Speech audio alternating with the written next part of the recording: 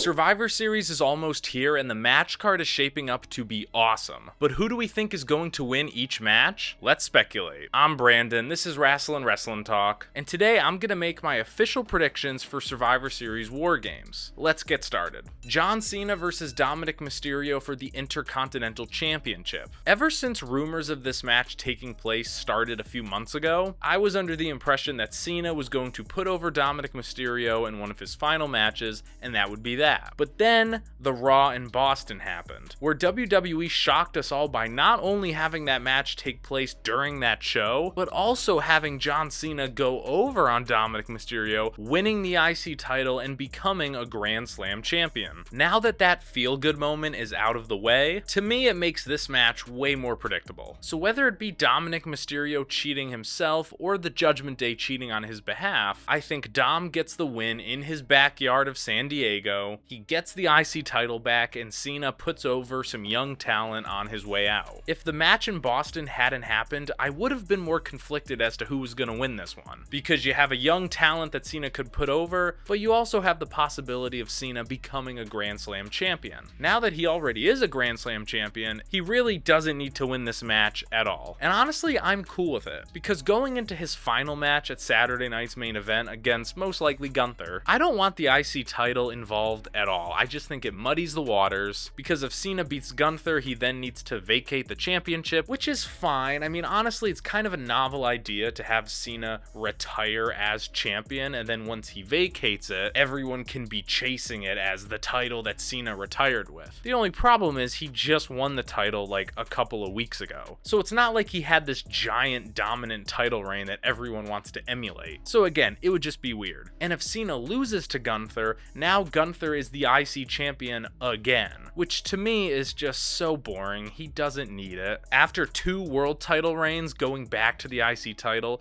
would really be a step down for him. So I think Cena is gonna lose to Dom in San Diego, so that going into his final match, it's as unpredictable and interesting as they can possibly make it. There's no titles on the line. It is literally just Cena's last match. Is he gonna go out with a win or a loss? To me, it's cleaner that way, so Cena needs to lose to Dom first. Moving on. Stephanie Vakair versus Nikki Bella for the Women's World Championship. Let's get one thing straight. If Nikki Bella couldn't beat Becky Lynch for the Intercontinental Championship, there is no way she's going to beat Stephanie for the World Championship. I think Stephanie 1000% wins this match. I guess my only question would be, is this where this feud ends, or are there going to be a few more matches after this? Similar to the recent feud between Cody and Drew, I can see Nikki Bella losing this match but then having a rematch at, let's say, a Saturday night's main event. And don't get me wrong, I am really into Nikki Bella's heel turn. I think she has always worked better as a heel, but she does not need to win the world title. Honestly, I think there's one title in WWE that she should win, and that's the Women's United States Championship. Honestly, I think Nikki Bella would elevate the hell out of that thing. After coming back to WWE and just racking up so many losses,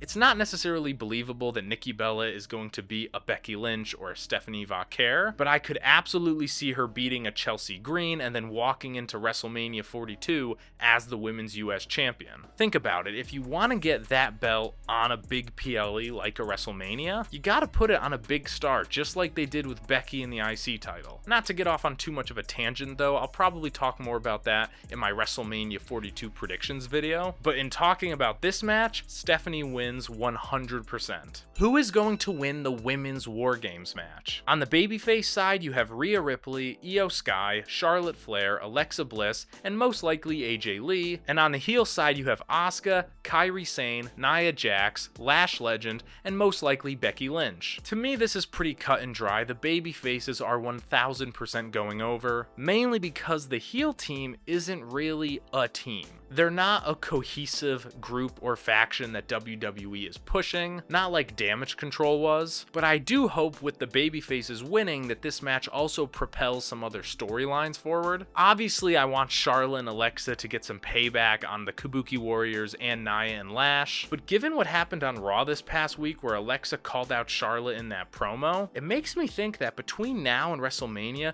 we're gonna start seeing some cracks in Alexa Bliss's character. I mean, during that promo, the crowd crowd was wooing and whatting her. So if we end up getting an Alexa versus Charlotte feud, maybe start planting the seeds for that in WarGames. Not to mention, we still haven't gotten AJ Lee versus Becky Lynch in a singles match. So however WarGames goes down, I would like to see that match happen sometime after as well. But again, this is a very easy win for the babyfaces. I think the match is going to be awesome. I just hope we actually get some storyline development in it too. Moving on. Who is going to win the men's WarGames match? On the babyface side, you got Roman Reigns, CM Punk, Cody Rhodes, and the Usos. And on the heel side, you got Brock Lesnar, Logan Paul, Drew McIntyre, and The Vision. Now, on one hand, it seems pretty obvious that the babyface team is going to win, because on that team, you have the three biggest stars in WWE today: Roman, Punk, and Cody. However, let's be honest, this is the most thrown together babyface team I've seen since WarGames debuted on the main roster. Obviously, Punk has been feuding with The Vision all year, Jey Uso has been feuding with them on and off, Roman Reigns has solely been feuding with The Vision, but he really hasn't been around much. And then you throw in Cody and Jimmy Uso, who really don't have any stake in this fight. The team just feels so cobbled together. But here's the thing, that problem also exists for the heel team, because while yes, this is Team Vision, only 2 of the 5 members of this team are actual members of the Vision. Last year, when it was Solo Sikoa and the New Bloodline, they only had to recruit 1 member for WarGames. That was Bronson Reed. He was, in a way, the hired mercenary of the group. However, when you look at the heel team this year, 3 of the 5 members were just brought in. Logan Paul, Brock Lesnar, and Drew McIntyre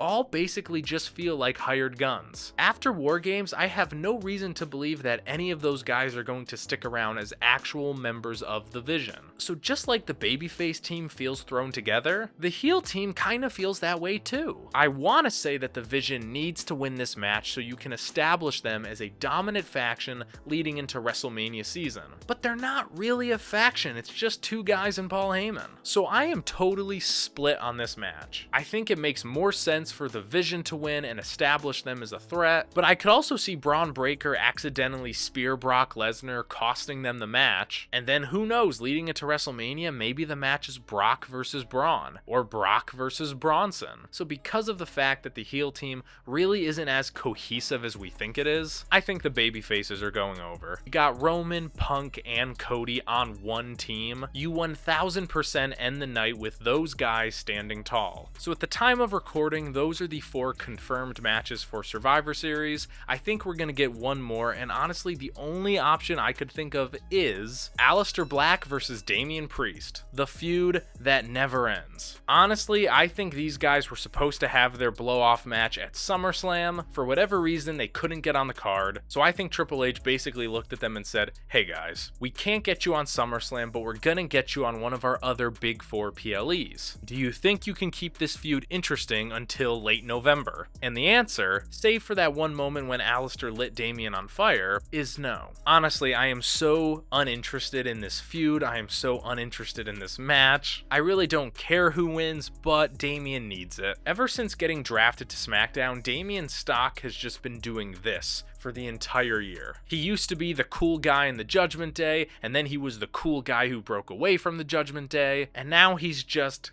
guy. Honestly, it makes more sense for Aleister Black to win because you just teamed up him and Zelina Vega. It would make them look good if they get a definitive win over Damian Priest on a PLE. And then after that, Damian Priest can do something new with his character, whether that be turn heel or form a faction or whatever. But given how this feud's been going, where Aleister's pretty much been on top the whole time, I think Survivor Series is where the feud ends and Damian finally gets the win. But that's it. Those are my predictions for Survivor Series WarGames. What are your predictions? Comment below, let me know, and I'll see you next time. Bye bye.